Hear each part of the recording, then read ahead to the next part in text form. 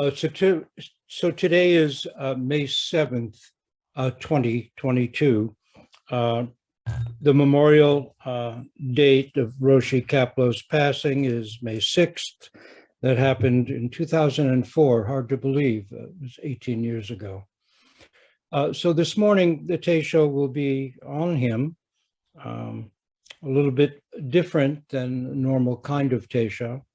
And couple of things to preface it. Roshi Kapleau was a very unusual person in many, many ways. When you think of someone of his generation, born in the Northeast, becoming out of a very ordinary home life, the chief court reporter for the Nuremberg War Trials Tribunal, War Crimes Tribunal, and also for the Tokyo War Crimes Tribunals. That in itself is extraordinary. But he was so affected by what he took in, the testimony of human evil and depravity. It changed the course of his life. He also used to say that when he was in Germany for the Nuremberg trials, the Germans seemed to have no understanding whatsoever of why they should have suffered the way they did at the end of the war. They saw no connection between what they had done to others in terms of what happened to themselves. Where he said in Japan, the Japanese said, well, we suffered because we hurt others. This is karma. He said, what's karma? And that opened up something for him. And the other thing was, when he had breaks from the trials in Tokyo, he would, wander around. And he found that going to the grounds of the extensive landscaped grounds of some of the beautiful Zen temples in the area, he had a sense of peace there among those trees and on those paths that he really had never experienced before. And that planted a seed, those two things planted a seed that he gave up his court reporting business eventually in the early 50s. You realize this is not that long after the end of the war and how much hatred there had been between nations, and how much hatred towards the Japanese. For him to then leave everything and go to Japan and put himself in the hands, the incredible faith in something greater than himself and greater than being Japanese or American that he manifested in it. And it was very hard for him. He did not have a real affinity with Japanese culture. The isolation of monasteries, the foods, rice and miso, really were not things that he took too well. He had a terrible time with the cold, the lack of central heating. And yet something there, some kind of joy awoke in him, even in the hardship of the years with Harada Roshi, 3 years in monastic training, which really wasn't the healthiest thing for him at all. And yet he persisted through really unimaginable cultural difficulties, as well as physical ones. And then with Yasutani Roshi, a lay teacher, he really found his groove, so to speak, and things really opened up. And he also married, had a daughter, and things changed. And eventually, of course, he moved back to the States and started the Zen Center. It's quite an extraordinary story. One thing I think is interesting, it was that lay practice became his real doorway. Of course, he had a foundation of several years, I said about 3, with Harada Roshi in a very, very focused monastic practice. But it was really in lay practice that his practice really opened up and his realization really opened up as well. Lay practice, from my view, offers the realist, truest way of practicing if that's your affinity. Some people, a much smaller percentage, are monastic personalities. But if that's not the case, lay practice offers a wonderful ground and terribly rich ground for ongoing practice and for maturing as a human being, which is the whole point, to mature into a grown-up human being. The responsibilities of work, of family, and other things, taking care of your own business and yourself, is a real foundation for a really genuinely maturing practice. However, one of the great difficulties of lay practice is there is no support system for your practice where you are. You have to bring it to where you are. And there are so many distractions, both positive and negative. There's all kinds of the tumults of ordinary life and the responsibilities and the difficulties and the caring of family and the anxieties about family and careers and money, all of that. And relationships, which is one of the most difficult of practices, to mature together with someone else who may or may not be practicing. And to really find wholeness in all of this. At the same time, as really, there's all kinds of challenges, obstacles, anxieties, and you go, well, sit tomorrow and things like that. Or really great and interesting things can happen and we get drawn away. Oh, well, this is really great. And you follow that thread and you're in a kind of the samadhi of Japan. There's jokes about it, the samadhi of academics, the samadhi of money, the samadhi of all kinds of things that are interesting, beneficial, fruitful, but we forget that the clock is ticking, and we forget that we have an aspiration to be a truly grown-up whole human being and to realize our own nature. And this can become like a very distant dream because lay life offers all kinds of things, and they're connected with vows that we've unconsciously and deeply made to fulfill certain aspects of ourselves, intellectually, artistically, emotionally. This is all part of the challenge of lay practice. And the one great thing about koan practice is that it's not just set aside for when you sit. Koan practice allows you to practice right where you are in the midst of activity. You take up the koan right where you are. It's not something you put aside after sitting. You work on it as you wash the dishes. You work on it as you work on whatever projects you're working on. You work on it as you walk down the street. You work on it when you're shopping. You don't necessarily work fully on it when you're chopping vegetables or driving the car, things that require really focused attention where an error would have serious consequence. But with koan practice, it's not limited to the mat. Now, monks, monastics have all kinds of time for sitting, but lay people don't. And that's one of the great things about koan practice is it's transportable. We take it into the difficulties, challenges, joys, enticements, interests of our life, right in the midst of working on things we may love doing. We can bring up the koan right there. So Kapleau Roshi really was a firm believer in the value of koan practice. And even though he set up a semi-monastic residential style at the Zen Center, it's something that his own practice really developed as a layperson. And koan practice was deeply connected with all of that. So in any case, I'm going to read today from a little book by Kenneth Kraft, an old Dharma friend who died 4 years ago now, very sadly. He was a professor of religious studies at Lehigh and also very involved in Japanese studies and religious studies, Zen, and academically, and also in ecological Dharma. And his books are very good. in a number of these areas.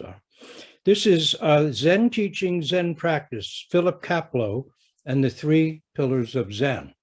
And it's a kind of a group essays by different people who knew Roshi Kapleau, were close to him to one degree or another. And I have a chapter in here, which I'm going to read to you. A little different than some of the others.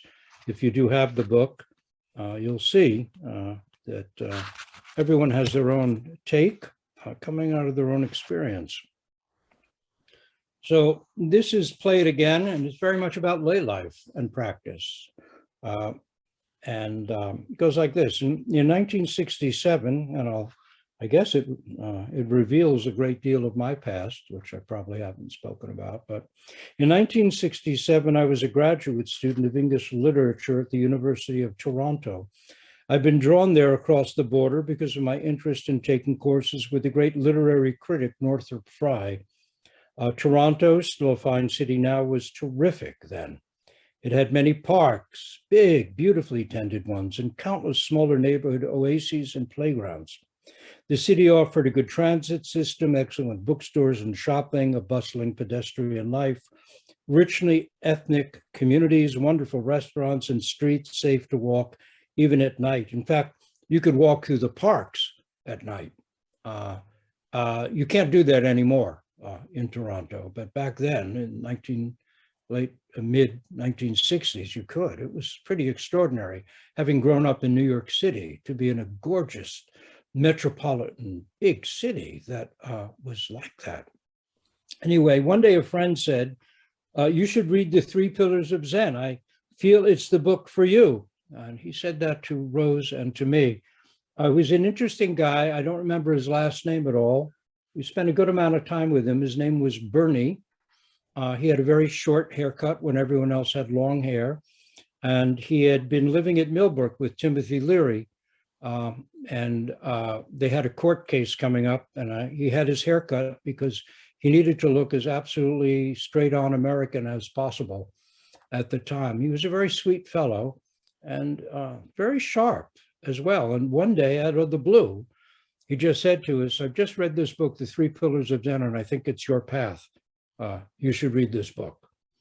And that was odd enough. And then Rose and I read it. And we had never heard of this book, but we knew a little bit about Zen. I had read Alan Watts's books in college, and I had lunch with Alan Watts when he came to speak at our school. I was studying myth and literature. Zen seemed to be close to all I was reading, and it was the 60s. And of course, there were many things that were pushing us in that direction. I remember running into Allen Ginsberg in a bar in New York City and having a chat with him about some of this stuff. And my favorite book, which was also his, Moby Dick. And so there were just things falling into place along a certain line, so to speak. Anyway, we bought the book, and Rose and I both read it. And it just poured into us like honey, every word. It was clear, sure, so well written. And we both began immediately to do Zazen in our tiny attic apartment in Toronto. We sat on a kind of platform that was a door that we had put legs on, and a foam cushion, and served as our couch. So that was our ton for doing Zazen. We didn't really know much about Buddhism at the time. So at the time there was a kind of print of a smiling, meditating Shiva, the Indian god, there. And we had a little black metal Kamakura Buddha that I bought in New York City. And it sat on a carved Indian rosewood table. And we only had sweet Indian incense at the time, but we burned that. And we sat 5 or 10 minutes a day. I don't think we sat more than that, but we did it every day. And interestingly, not one of our other friends, people we were doing similar things with, and at the time, no one else responded to the Three Pillars of Zen. No one else really got into it. Nobody else started sitting. But for us, it was like this immediate thing. So I made some mistakes without a teacher, some very serious ones. I began following my breath while not sitting, while walking, eating, writing, reading. Nothing seemed to impede the practice at that time. The world was vast and wide. I wish, though, there'd been more information in the three pillars about when and when not to follow the breath. It was not entirely clear from the book how to make use of the elements of practice in a life. Really, what did Philip Kapleau, writing from Japan, know about the actual daily lives or habits of 20-somethings in the 60s? If you were around then, maybe you know what I'm talking about. So I told myself, why stop? There's no self. Nothing can get lost.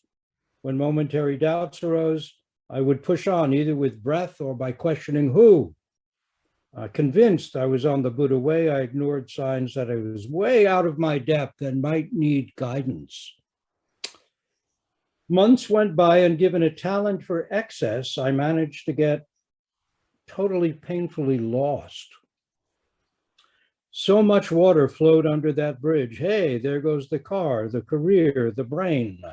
I left graduate school, Toronto, friends. I left the next thing and the next. Then, through a series of karmic coincidences, the author of that life-changing, life-threatening book became my teacher. Rose and I moved to Rochester to be near the Zen Center that Philip Kapleau had founded in 1966. And our first child, Jake, was barely 8 weeks old when we showed up on the doorstep. We put a roof over our heads by opening a bookstore. I became a storyteller. In part, this new vocation arose from having children.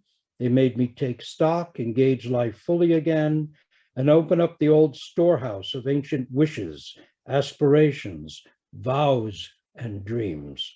In part, too, it came from finding myself through the three pillars and its teachings. Back then, it was Sensei Philip Kapleau, of course, later Roshi, and the practice of Zazen had revealed a traditional and timeless world, a world in which a storyteller could actually be a life role.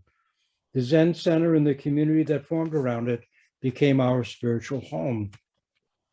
We usually do not associate Zazen with storytelling, but in my case, the two were linked.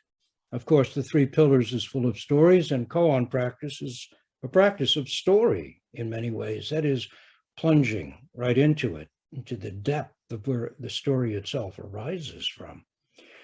Through the daily practice of attention, of Zazen, the inessential was simplified out of my life. That's the core of it. I could not have become a storyteller or a writer without the discipline of Zazen and the support of a community at the time, of simplifying out whatever was inessential. What remained was a fascination when everything else was gone, that was inessential, was a fascination with language and a deep interest in the power of story and voice. My children helped me enter literature and the world of traditional tales via the red chambers of the heart rather than along the more palely coiled paths of the brain. Thanks to Zazen, I had the attention to give the word space to arise and move and breathe. The Zen Center was my place of initiation. Robert Bly in the men's movement, and this was written maybe in the early 90s, speak today for genuine life and death initiation and for intimate guidance from seasoned elders. In a Zen sesshin, working on one-on-one with a teacher, these things really exist. Initiation traditionally involves some degree of danger. Fundamental elements of life and death are purposely focused to bring about a change of understanding and perception, a change of one's very sense of self. There are ceremonial aspects too, imparting a startling familiar sense of the ancient and numinous. In the old, one remembers as if it were, rather than simply discovers. It's like you're remembering things that you deeply know. This is the essence of initiation, not to gloss over those deepest intuitions, but to find your real home right there in that ground. One remembers rather than simply discovers. In the old Zen Buddhist way of sesshin, all such elements come together harmoniously. During the 70s, when war and disco was all our culture seemed to offer, the intense spiritual struggle of Zen training was like being in some ancient pit, some underground kiva, a place of initiation marked by blood, sweat, and tears. It felt very real and very good. I think of Wallace Stevens's line from the poem Credences of Summer. And that line is, the utmost must be and is good. The utmost, when you put yourself fully into it, with nothing left over, you find the truly good. In any case, it was like that back then. In those early days, facing the Roshi and Doksan was a real test of courage, too. What could be more terrifying back then? We came with all kinds of stuff. It was a very complex time in American society. Unfortunately, the same but different complexity is here now. It's a difficult time, again. In any case, what could be more terrifying than confronting squarely, unflinchingly, oneself? Roshi's words in Doksan can almost always be boiled down to either work hard, he used to say it like that, work hard, or work harder, or good, yosh, good, yosh. Aiken Roshi was very different. Aiken Roshi would say, muse on that, muse on that. And Kapleau Roshi would go, work harder. So very different styles of Doksan. Pushing off from just those 2 points of reference, that is work hard or good, one could enter new, wider worlds. Work harder, good. Under all the struggles of Zen practice, to be recognized again and again in so many guises is the fear of death.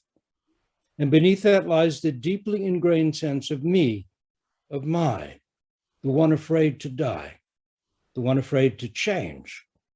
But what is that self, this me? Work harder, good.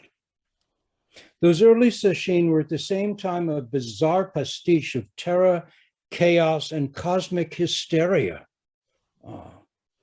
Hardly retreats. They emphasized a practice style of struggle and attack, a valiant, sword-drawn, bugle-blowing charge over the hill. But sesshin also helped engender the release of fundamental stores of strength and fearlessness, compassion, and yes, even wisdom.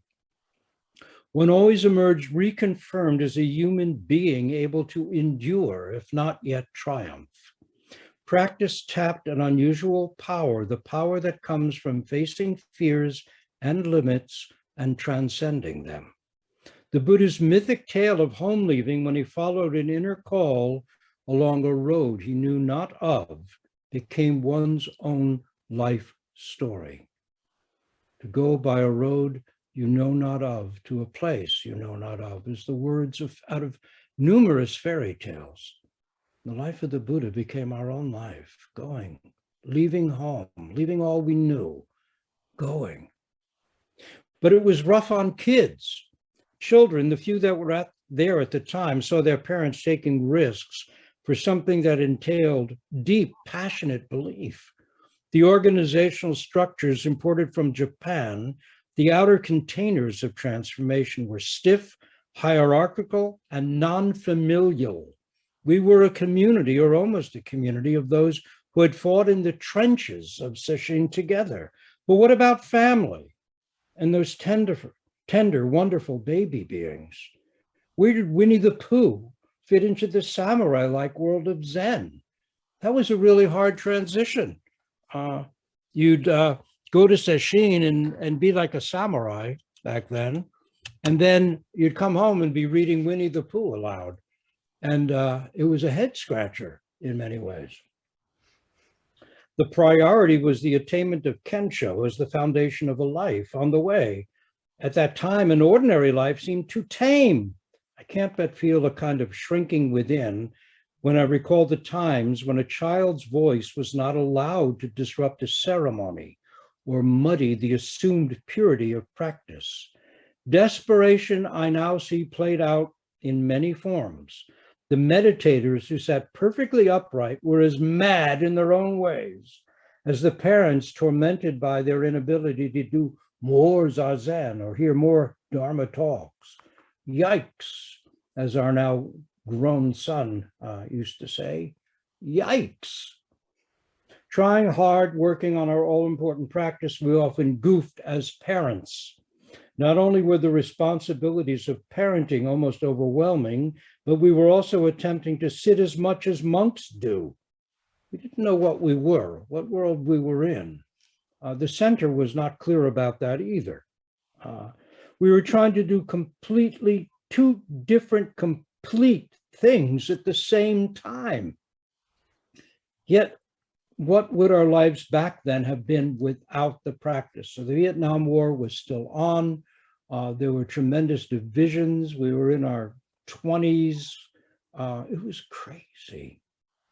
It was difficult. What would our lives have been without the practice? It would have been painful any way you cut it. We were quite young. The war was on.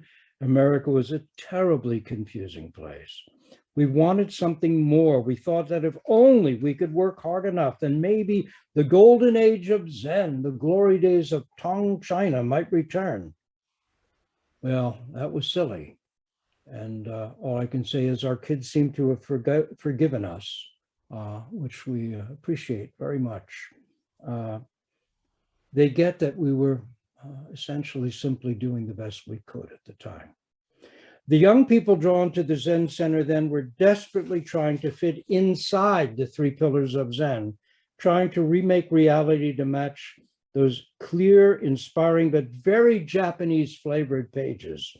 We wanted something neater and safer than our messy world. The vision offered by the three pillars that enlightenment and spiritual development were truly possible for us seem more clear-cut and less risky than the chaotic daily realities of the 70s. But you cannot recreate someone else's experience of Japanese Zen. And you cannot duplicate someone else's enlightenment, no matter how many times you read about such experiences in a book. The words fall apart in the end. Even when a trustworthy narrative emerges from life, it is so much less than the thing itself. Our attempts to fit inside a book were bound to fail. These days, I believe it wiser to take a regular dose, but not an overdose of Zazen, and leave a lot of the rest alone. Is it simply a form of self-deception, of egotism to say, I'll take some of this and not that? I don't think so. The process of Americanizing and personalizing Zen is the Bodhisattva Manjushri coming down off his lion and saying, hello.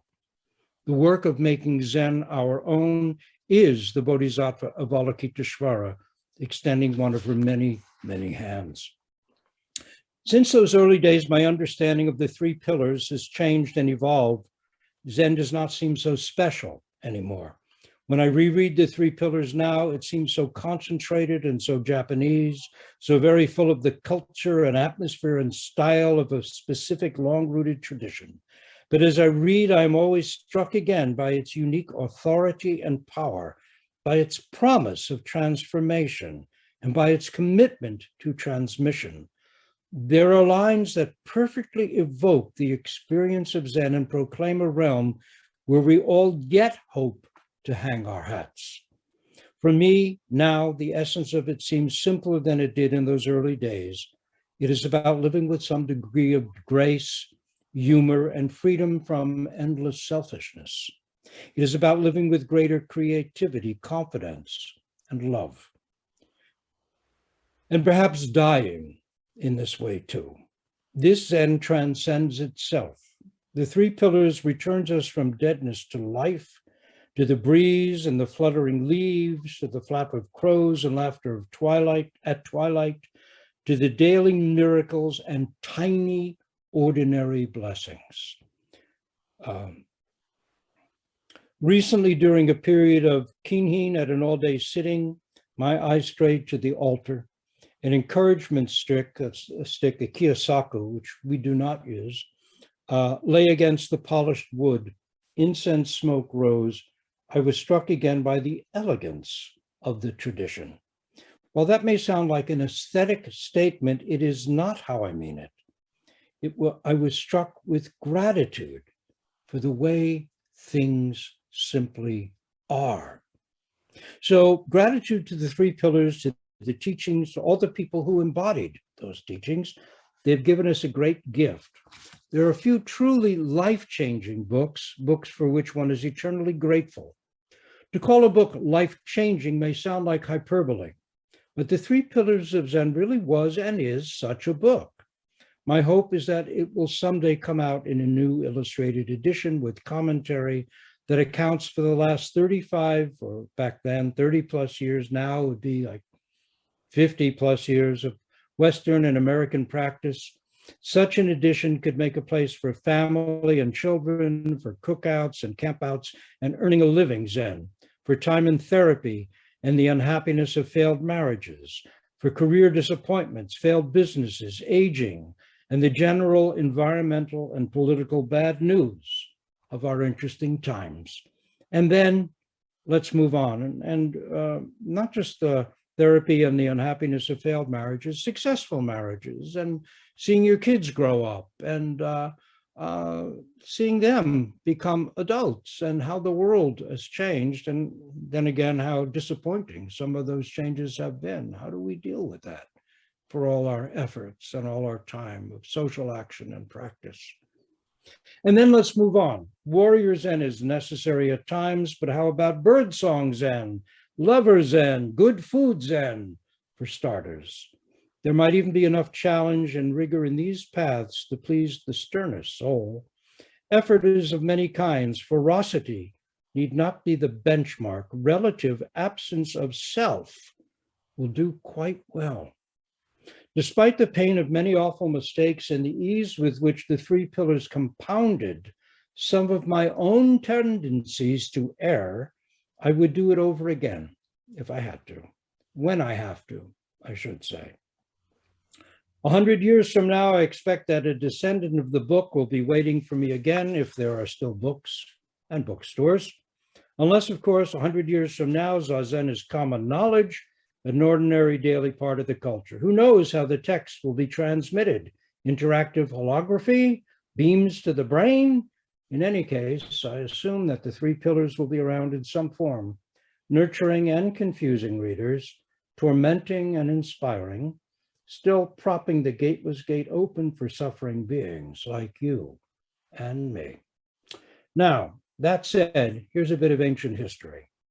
At a Rochester Zen Center session about 20 years ago, so that was in the 90s, so we're talking about in the 70s, someone sitting beside the altar near the front of the Zendo hears the Doksan bell. Ring! Instantly, he swings around on the sitter's platform, the ton, to rush out of the Zendo and up the central stairs to Doksan. But ow! That swinging turn is too wide and wild. His head hits the corner of the altar. Stunned, he's already flying forward, hand over the ear that took the blow. Then he stops. Blood covers the hand and drips down the arm, pooling on the floor. He locates the Zendo monitor, who is making the rounds, walking around with the kiyosaku, and taps the monitor's shoulder from behind. The monitor turns, surprised. Then his eyes open truly wide. He grabs our friend, hauls him from the Zendo to the kitchen, lays him out on the kitchen floor. Blood drips and gathers. A doctor who happens to be in sesshin bandages the ear that has been pierced and torn by the altar. The injured sitter spends the next few hours in the monitor's room, out of sight of sesshin. That evening, he retakes his place by the altar and joins the next rush to Doksan. The usually swathed and bandaged ear is never mentioned. Not by him in Doksan, not by the Roshi, not by the monitors who resume using the Kiyosako as persistently on his shoulders as on anyone else's. If they were to miss the shoulder and accidentally hit the bandaged ear, it might split open. He has a fine sesshin, the pain of the ear keeping him steady and on beam, even when others flag. To this day, a scar remains. It has a certain tenderness when rubbed. Now, then there is the story of an old man and a tub. Another tale from the past, maybe 10 years ago. So that would be in the 80s, back then. Roshi Kapleau had come to our house to use our Japanese bath, a big cedar tub and a converted side porch. That's our downstairs bathroom now. We just this year ripped out the old big wooden tub that was starting to go and replaced it with a small porcelain soaking tub. Anyway, he liked our big tub spaciousness compared to the small Japanese bath at the Zen Center. So we'd come to our house and he'd soak in our tub. This time I let him soak on his own, simply happy to have him under our roof. But I also stayed nearby reading something or other in case he needed anything. That day I heard a call, loud and urgent, in the old man's familiar semi-hoarse, lower belly voice. Rafe! Rafe! Yes, Roshi. Dropping whatever I'm reading, I rush in.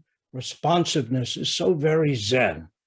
He is straddling the tub, one foot still inside on the bench deep below the water, one foot out on the small step ladder, looking very discomfited. My balls are hung up on the rim, he croaks. I can't move. Help! Old man, I've got you where I want you now, I think. Your damn 3 pillars had me caught like that for years. Say a word of Zen and I'll set you free. Well, I had my chance and I blew it. I just said, sure, sure, and helped him down. When he was safely back on the tiled floor, I reminded him of Zen Master Jiao Chu, who once said after taking a piss, even something as simple as this, I must do for myself. After Roshi was dressed, he and Rose and I sat on the couch and watched a video together. It was one of his favorites and one of ours, Casablanca. What a movie. After Humphrey Bogart and Claude Rains walked companionably off into the fog and the credits started to roll, we spontaneously exclaimed together, play it again, Sam. That same response arises with the 3 pillars every time I dip into it. It will remain a classic, a work not just for one time around. So play it again, Roshi. Play it again. So a little bit of our past and our relationship with Roshi Kapleau, how that came about, essentially, and how that developed. Now I'm going to read you a little piece for a little further into stuff that we did with Roshi. Let's see if I can find it. Yeah, so this is very short. It was, we were in Hollywood, Florida at this time, visiting Roshi, who was in his early 80s back then. So this was after he was semi-retired. He had a sitting group in Florida, in Hollywood there. And we would go down and visit him and stay with him periodically. And we'd do stuff together besides sitting. And sometimes, I don't know, I might give a talk. Back then, I think I was starting to do that. Or we just hung out. We went to go to the beach and take walks along the boardwalk, things like that. Anyway,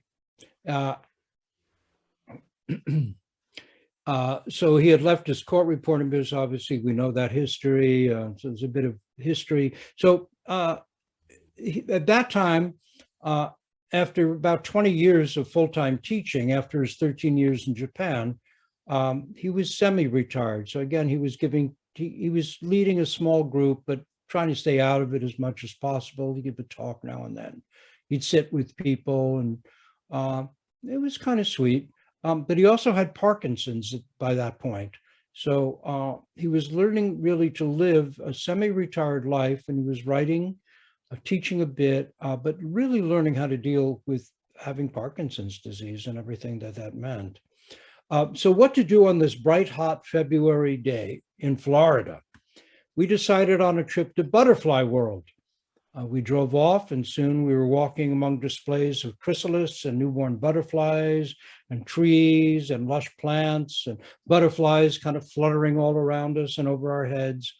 At one point, Roshi was tired, and we sat on a bench, and I launched, ever the tour guide, into a speech. And I was saying to Rose and to Roshi, look at how fragile butterflies are. Their wing scales rub off at a touch. They have no obvious muscles, yet monarch butterflies fly thousands of miles in migrations that take 2 generations to complete. How do they know how to do that? The next generation has to pick up from where the first one leaves off. Like all of us, I said, maybe heading towards something, well, what the sutras call, Buddhahood, working our sorrows generation by generation. And I went on, I said, and think about sesshin. We go into sesshin. Literally, of course, it means to touch the mind, like a caterpillar entering chrysalis. Chrysalis is psyche in Greek, which literally means butterfly. A chrysalis threaded with gold. There's gold in the chrysalis. And we too, like them, are melted down and come out not just better caterpillars, but something new, because caterpillars melt in chrysalis. Every cell is melted down and rearranged, transformed. The new creature, a butterfly, has to break out of the old constructive cocoon, pump its soft, crumpled wings out to full size with ichor from the heart. From the heart. The heart literally forms the wings, and then it can soar. And I was saying, look, the literal structures of this world and those of the imagination, the inner life, are identical. They repeat and reflect each other. I was going on waxing poetic about all this stuff. And Roshi looked at me very calmly, not taking it at all. He said, oh, that's just how you think. And then he says, does anyone else think that way? Say, would you do us a favor?